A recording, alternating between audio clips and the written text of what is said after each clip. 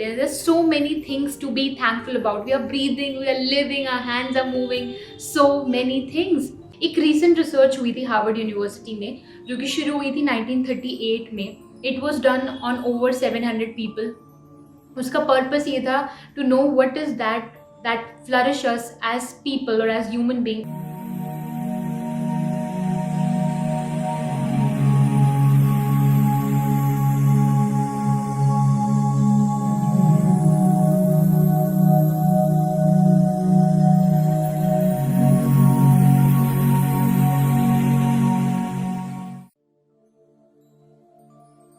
Hello and welcome back everyone to your channel, your one-stop solution to entertainment, motivation, trending impressions and vlogs. I hope that you all are healthy, hearty and in the best of your health.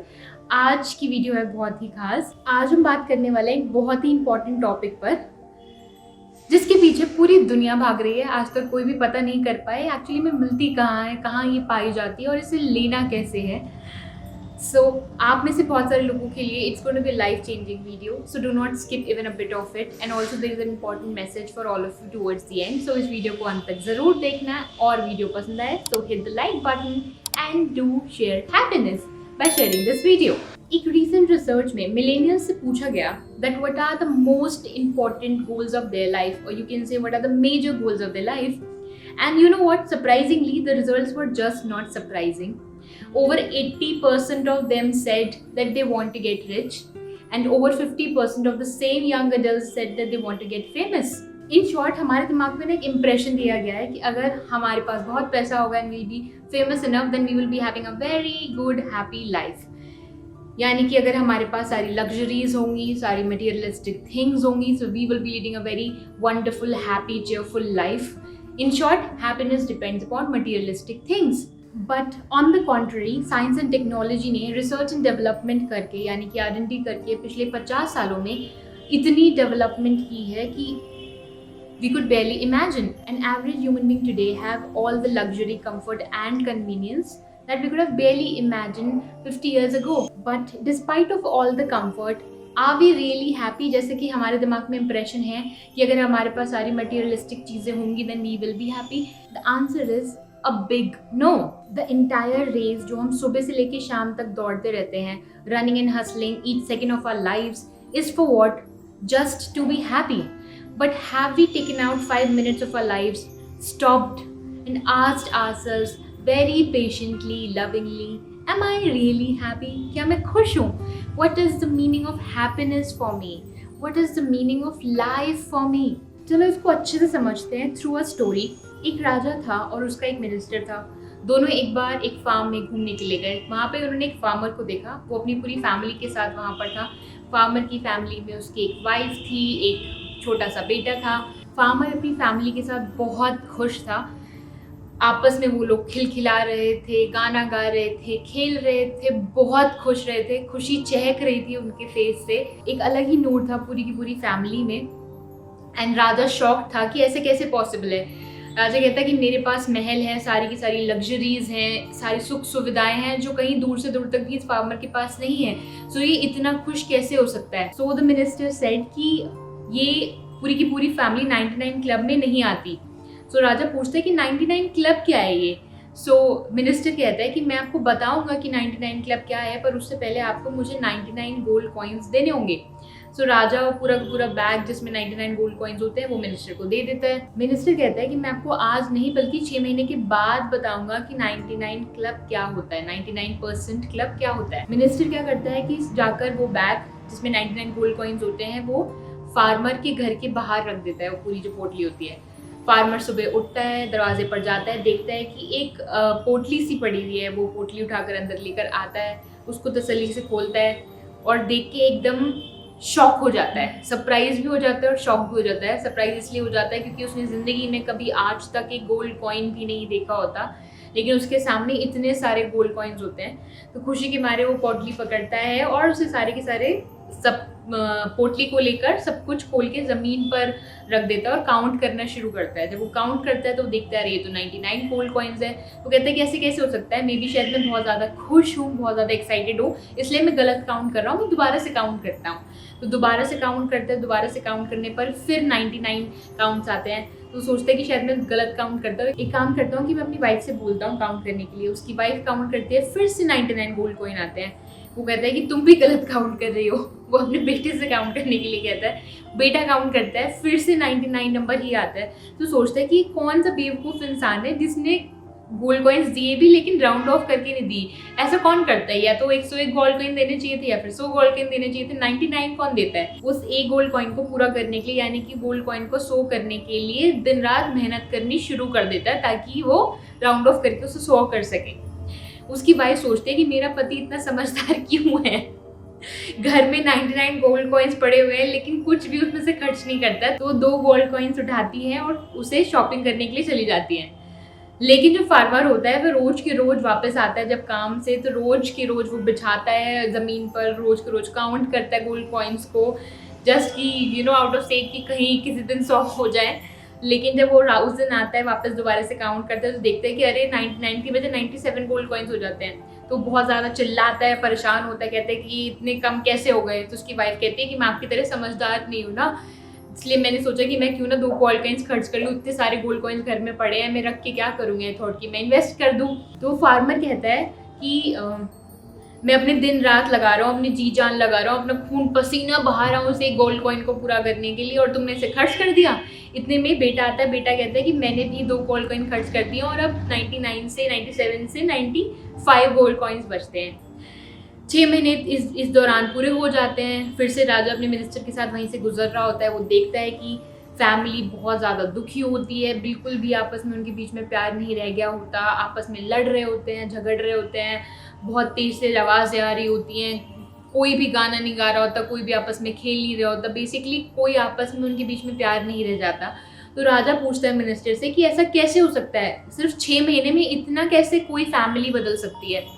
तो minister कहता है कि अब ये officially 99% club के member हो गए हैं। तो राजा पूछता है कि तुमने मुझसे 99 गोल्ड कॉइन्स लिए थे और कहा था कि मुझे बताओगे कि 99 क्लब क्या होता है, तुमने मुझे बताया ही नहीं।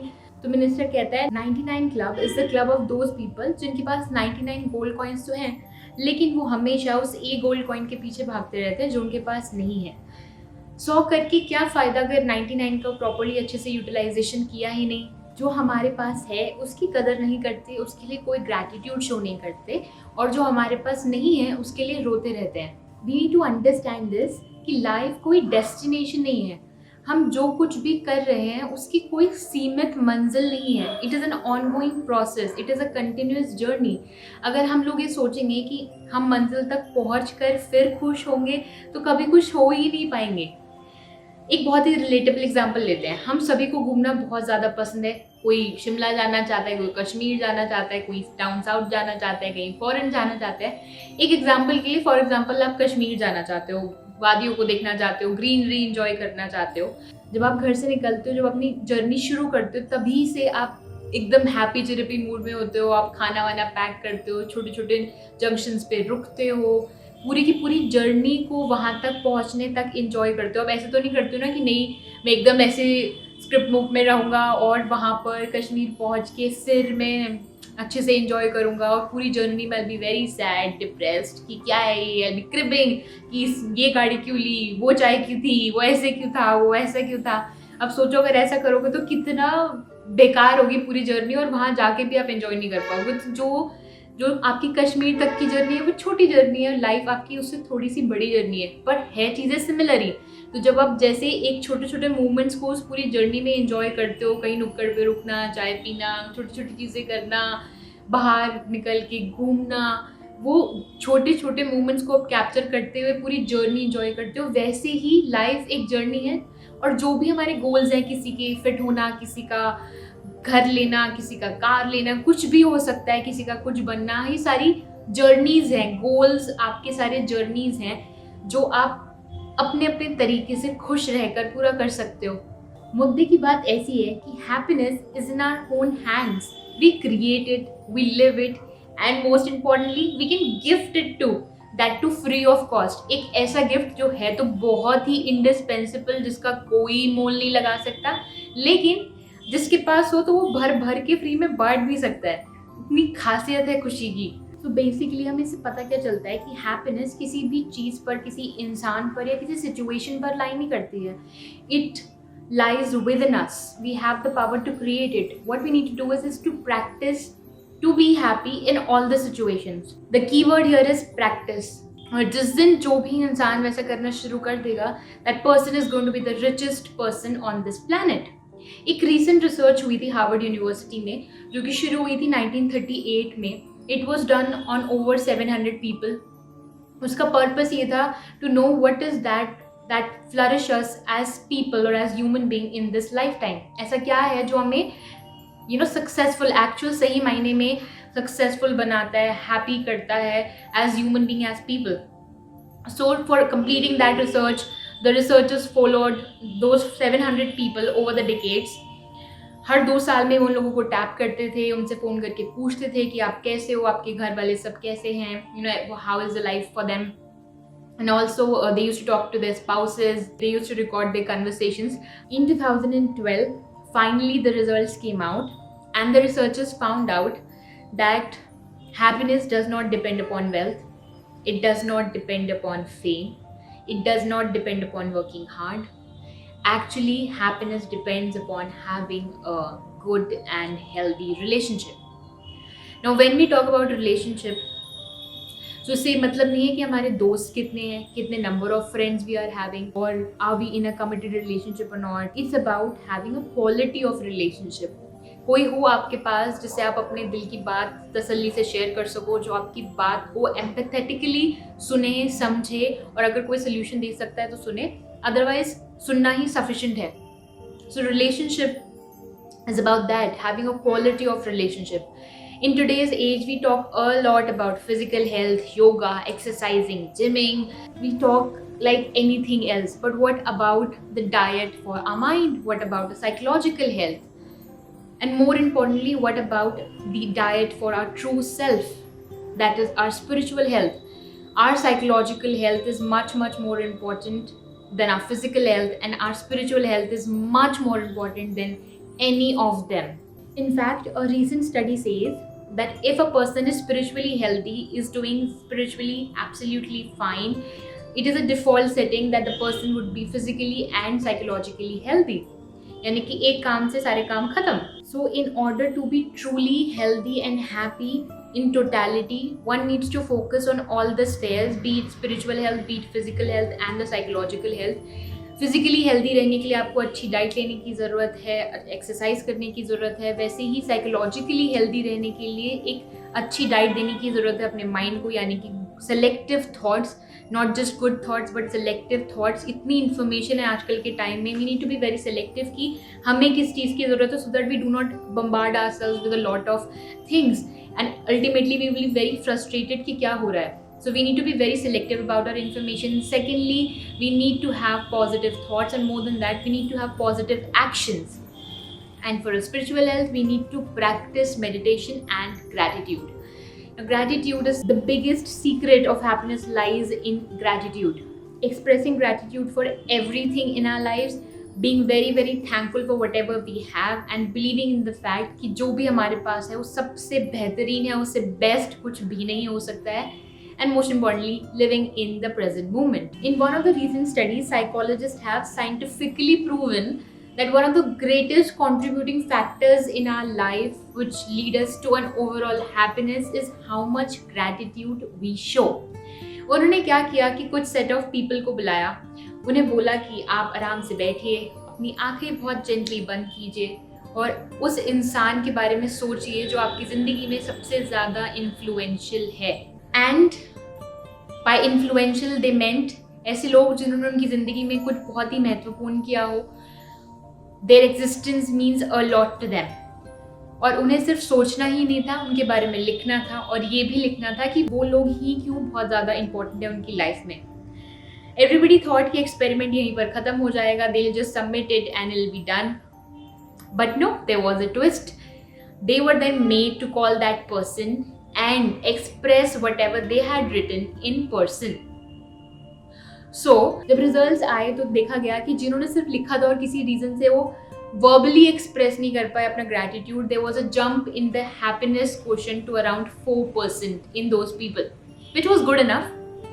At least they were happier by expressing the gratitude.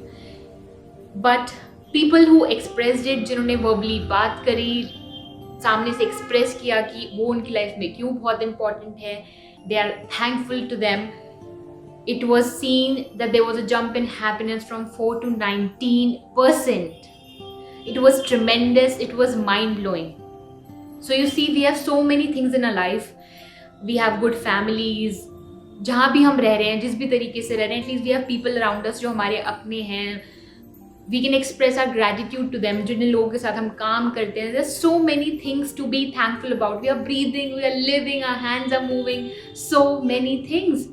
And you know what? The most interesting fact was, the person who was the most happiest was the one who was the most depressed when he entered the room. यानी कि अगर आप life में कभी बहुत ज़्यादा दुखी हो, बहुत ज़्यादा tremendously depressed हो, so one thing that you should try and practice is expressing your gratitude towards anything and everything that you're having, and you will yourself see that you will feel better. In fact, you will feel the best, you will feel happiest. So you see, gratitude has such a power. So finally, I shall sum it up for you. Happiness does not lie on any external thing or any materialistic thing. It lies within us. It is a skill that we have to practice each day, perfect it to an extent that it becomes a part of our healthy habits and lifestyle. Happiness is a journey of lifetime, not a destination. Psychological health and the spiritual health are much more important than any physical health for overall well-being. Gratitude is the biggest key to happiness. Feel it, love it, express it, and most importantly, live in the present moment. Appreciate it, love it, own it. With that, I, Shivani Sukhija, your host and friend in this journey, shall take your leave. I hope आपको video बहुत पसंद आई होगी, और अगर आई है then do give it a thumbs up and also share it with as many people as you can, and do your bit in spreading happiness, and consider subscribing if you haven't done it yet. Love, we pray good things for you. Bye bye.